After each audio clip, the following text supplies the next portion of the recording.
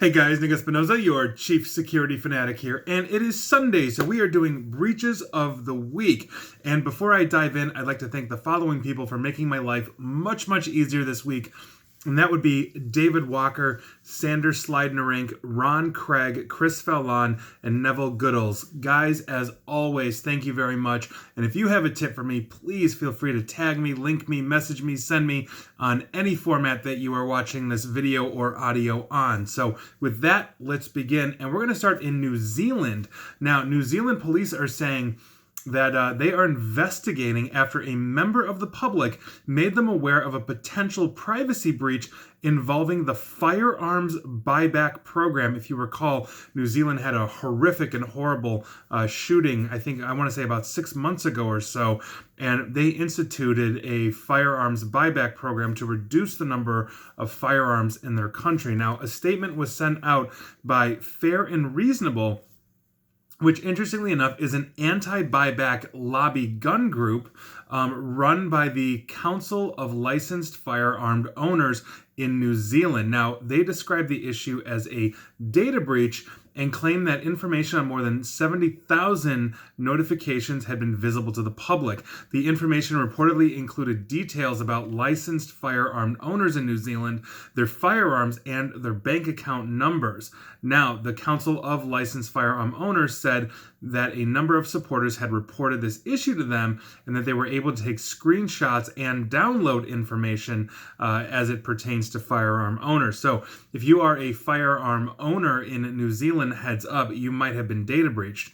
Moving on, we're going to be talking about Vistaprint, excuse me. Now, this research in reporting is done by Lee J, and he posted this to databreaches.net. I have not had a chance to claim, or rather prove this claim that it is legitimate, but it appears to be. I have not seen a response from Vistaprint as of yet when I went looking. And I quote Mr. Lee J from databreaches.net. He discovered, and I quote, discovered that the preview of my logo displayed in my cart of the item was hosted on an insecure Amazon S3 bucket that allowed the viewing of more than 638,000 files. Many of these files were default logo maker files, but many were also logos made by users of Vistaprint logo making service. The logo maker service appears to be the only service on Vistaprint that is sharing files from an Amazon S3 bucket. All other services are made using another third-party web service that generates the previews and content to your chosen style. Again, I do not have a response from Vistaprint on this, but if this is true and you've used Vistaprint, heads up, your logo and other relevant information may be exposed in an Amazon S3 bucket. So I will bring you an update once I find out anything from Vistaprint. Moving on, we're going to be talking about the Sycamore School District, number 427 in the state of Illinois. Visitors to the Sycamore School District's 427 website this past Tuesday were greeted with a pop-up message saying that the district had been victim of a ransomware attack. Now, according to the district, the ransomware did not affect the district-wide email, phone system, website, student information systems, or building alarm systems. The district-owned Chromebooks and other information stored within the district's Google Suite for Education were not part of the incident either, according to their school district. So if you have anything to do with the Sycamore School District, number 427 in Illinois, heads up to you. Moving on, we're going to be talking about both BMW and Hyundai, interestingly enough, in the same sentence, which I have to imagine if you're a car enthusiast is fairly rare. Now, German media is reporting that hackers suspected to have ties to the Vietnamese government breached the networks of both car manufacturers, and the attackers allegedly installed a penetration testing toolkit named Cobalt Strike on their infected hosts, and then they used that as a backdoor basically into the network. Now, BMW has supposedly allowed the hackers to persist on its network and followed essentially their every move, cutting off access over the last weekend, meaning their cyber response team basically was monitoring them live as they were moving around. Now, reporters in Germany claim the hackers are also behind an attack that breached Hyundai, but did not have additional information or additional details on this second intrusion to Hyundai. Most of the reporting was obviously on BMW, being a German brand. So if you are working for BMW, heads up to you. If you're a BMW driver, please use your turn signals. I'm saying this as a courtesy to you and my personal experience, as I'm sure many will claim. And if you're also have anything to do with Hyundai, heads up as well. I don't have as much information for you. Moving on, let's talk about the state of Oregon. Thousands of state employees across dozens of Oregon agencies are awaiting the reinstatement of Oregon's online training system after a Christmas Day cyber attack forced the State Department of Administrative Services to basically pull down that website. An unknown attacker was caught on Christmas Day trying to exploit a previously unknown vulnerability in the state website, and this is according to officials. Hackers don't take the time off. I'm always on high alert on Christmas for my clients, and there is good reason why. Now, state cybersecurity systems detected and basically stopped the attempted breach, and so hopefully it went no further. No information was compromised according to the state of Oregon, but the training site was shut down until the state and its program vendor, Meridian Knowledge Solutions, could fix the vulnerability and ensure its security. And so heads up to you, state of Oregon. Moving on, let's talk about the Center for Facial Restoration in Miramar, Florida. They received a ransom demand on November 8th, 2019, basically informing them that the clinic's servers had been breached and their data had been stolen. The attacker said the data could be publicly exposed or traded with third parties if the ransom was not paid. I don't have much more information than that. If anything changes, I will let you guys know.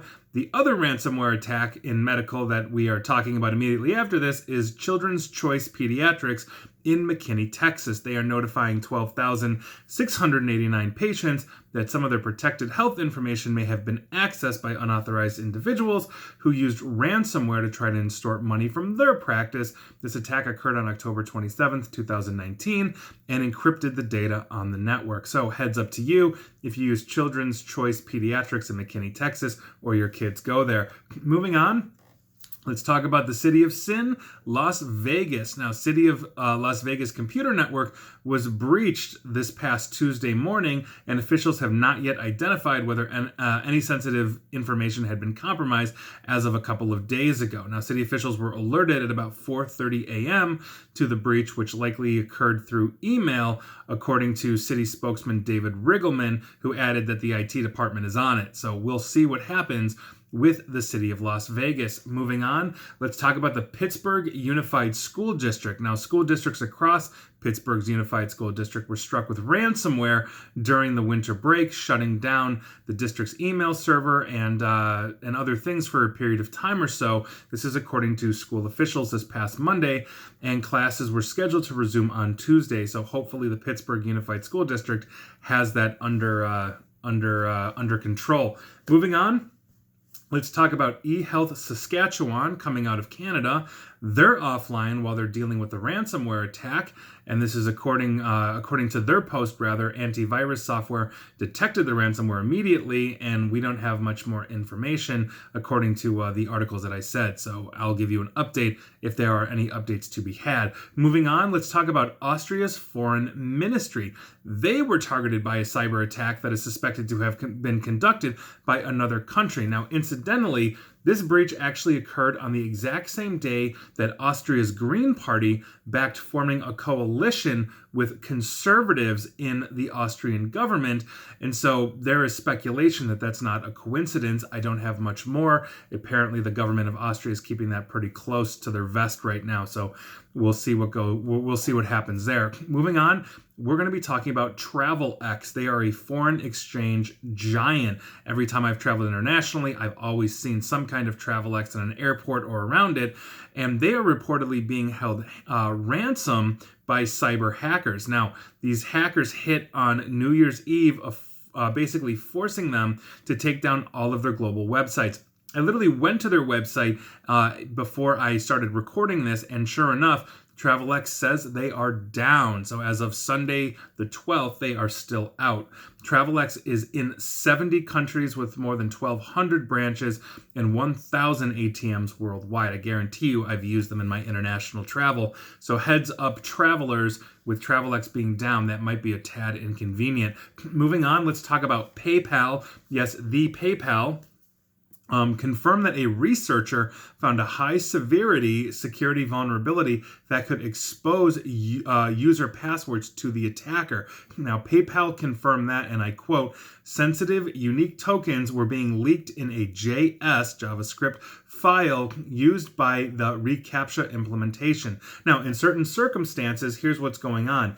Users have to solve a CAPTCHA challenge after authenticating, and PayPal noted that, and I quote, the exposed tokens were used in the post request to solve the CAPTCHA. Now, the circumstances being basically several failed login attempts kick off that reCAPTCHA authentication challenge, which is okay in and of itself until you realize, as the researchers explained, and I quote, the response to the next authentication attempt is a page containing nothing but a Google CAPTCHA. If that CAPTCHA is solved by the user, then basically the request to authorize is validated, meaning you can validate after several failed attempts and possibly gain information from PayPal. PayPal is aware and is in the process of fixing that, so heads up to you. Anybody or any rather attacker that is very comfortable launching sophisticated methodology of attack against a site like PayPal could have obtained your information. So if you're a PayPal member, I'd highly recommend changing your password right now and enabling multi-factor authentication. Moving on, I want to give you guys a brief update on Iran. Now, Iran hackers have been password spraying, apparently, the U.S. grid. Now, a state-sponsored group, this is out of Iran, called Magellan, has been probing American electric utilities for the past year, and researchers are now starting to see that those have been increasing in scope and size ever since the United States either justifiably or assassinated, however you want to describe it, whatever your politics are, the number 2 person in Iran, General Soleimani. So heads up, the Iranians are basically probing the networks and attempting attacks at a much greater ferocity right now, and we are not done with our update. There's more to go. Next up, let's talk about Allemos Health coming out of Minnesota on November 6th of 2019. Their IT staff discovered that an employee's email account had been accessed by at least one unauthorized party between October 31st and November 2nd. So basically a 24 to 48 hour period in 2019. The hospital started notifying its users on January 3rd, and this is impacting 49,351 patients. So heads up, Allemos Health patients in Minnesota.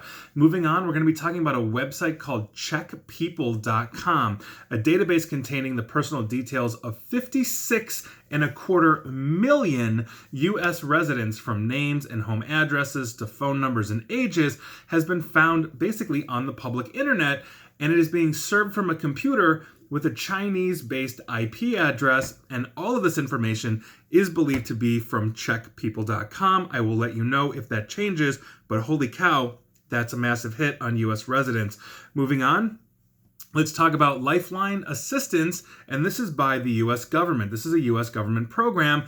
Basically, it's low-cost smartphones that are offered to low-income citizens. It's subsidized communication that was spun up, I believe, under the George W. Bush administration, and eventually became, basically was known for a while under the Obama administration as the Obama phone. That obviously has been a perpetual government program. And in October 2019, Malwarebytes began to receive complaints in its support system from users of the UMX U686CL Android mobile phone that was reporting that the pre-installed apps on their government-funded phones were actually malicious. And so the researchers at Malwarebytes actually purchased one of these smartphones to verify customer claims, and the first suspicious app they detected was wireless updates. Now, this is basically the app that you would use on this particular Android model, the UMX U686CL, to basically update the device. But It's actually a variant of the AddUps malware. Now, AddUps is also the name of a Chinese company that has been caught basically gathering user data, creating backdoors onto mobile devices, and developing auto installers. And this is according to Malwarebytes research. And so Chinese malware that could possibly data mine these phones that are being offered to US citizens basically for free or very heavily subsidized could be data mined by the US government, or excuse me, by the Chinese government. And that actually leads us into the last thing that we are talking about. Obviously, if you are getting a low income phone that is subsidized, you probably don't have a say in saying, oh, I want an iPhone or a high-end Android or whatever. You're basically giving what the government gives you. But what happens when a high-end Android has the same problem? And that is exactly what our final thing is talking about, because we are talking about Samsung Galaxy phones. Now, Samsung is one of the flagship makers that uses the Android operating system, and their Galaxy line tends to be their flagship line. And so that is obviously a very serious issue we need to discuss. And specifically, we need to discuss Samsung Device Care. This is actually in the settings menu of your Samsung Galaxy, and I guarantee you there's a ton of you out there that are using Samsung Galaxy devices, myself included, interestingly enough. Now, this basically, Samsung Device Care is in the settings of pretty much all Samsung Galaxy smartphones. You can go and look for this yourself if you're running a Samsung Galaxy S or a Note or any one of their flagship lines. With this tool, it's designed to basically improve the performance of your device by monitoring and looking and removing things, as well as clear up storage space as you need it, basically blowing away cache and other things like that. The feature scans your device's internal storage to basically look up all these dormant apps and other unnecessary data stored on the device, and so it can be deleted. And here's the thing. Samsung did this and integrated this into the phone as basically a great utility for users like myself to go ahead and clean, but they partnered with a Chinese company known as Qihoo, basically Qihoo 360, to create the storage scanner. Qihoo 360 is a Chinese software-based company whose basically shady deals are well documented. They are known to develop software that basically is spyware, and they are more than happy to bend over backwards to give the Chinese government access to any of this stored data. Now, I went ahead and looked in one of my Samsung devices, and for the record, I have a plethora of different mobile phones and tablets of various different makers. We're always testing and vetting things here. But I went ahead and I looked at a Samsung Galaxy Note 10 that I've got here, and sure enough, when I went into Device Care and tapped on storage, it literally said powered by 360, which is one of the tells. Now, Samsung, from what I've read thus far from the research, has not actually responded to this, but them basically outsourcing to a Chinese company that is known for spyware, is known for data mining, is known for basically going ahead and giving information at will to the Chinese government that it's beholden to, is a very serious problem. And I think it also underscores one of the issues that we have in society itself. And I'd love to hear your thoughts on this. And that is the fact that what apps from what countries can we actually trust? I am sure there are plenty of app developers in China or Russia or let's say Vietnam, for example, or other countries that have an adversarial relationship with the European Union, the United States, and other Western countries that are perfectly legitimate. They just want to go and sell their wares, and they're not going to data mine you and do anything else. But we've also seen a plethora of companies coming out of China and other locations that have no problem whatsoever data mining you, and all of this to basically send it to the Chinese government or do whatever they want with it. I have personally been in China installing Chinese applications on computers in China, and they don't just install the application, unlike here in the United States, where we consider malware basically anything that does not allow the user to accept its installation. So in other words, if I accept an install of a program, that program is not going to install other applications without alerting me that it is actually doing that. I have personally seen Chinese installers of, let's say, the one specific application that you need install a whole bunch of other applications into a Windows-based computer and other operating systems as well. So their concept of what malware is entirely different than what the West considers it, meaning they don't care about user choice. And here we are, a flagship Android maker like Samsung, for example, with their Galaxy line, partnering with a company that will install site installers that has been known to data mine and all of this. That's a huge problem, because these aren't free like my last one with the Lifeline Assistance, where you're getting a cheap Android phone. People are paying $1,000 plus to get the latest Note 10 5G or whatever the latest Galaxy S10 or 11 or whatever it is. And that's what we're talking about. We have an expectation, if we are spending that level of money, that the Samsungs of the world are going to take great care to ensure that they're not partnering with organizations in their supply chain that could get their customers data mined. And to be fair, Samsung has always been very above board. When the Note 7s absolutely went exploding a couple of years ago, I think that is a quintessential textbook case of how a company should handle a disaster. Samsung lost a ton of money in market cap through that entire thing, but they were on the ball notifying and helping us out. What are they going to do with something like this? That's a very serious issue. And if you are a Samsung fan, you should be concerned about this. And hopefully Samsung will pick their partners better in the future and ideally release an update sooner than later that will remove the Qihoo 360 integration of the software development from their stack. So I'm curious to know about this. Do you run a Samsung Galaxy? If so, you're technically part of a data breach and you don't even know it. And I think that is something that everybody needs to be aware with. And if you were affected, let me know. And please like, share, follow me here on Facebook and Twitter at NickAESP. And please feel free to subscribe to me at YouTube as well. And as always, stay safe and stay online. Thanks, guys.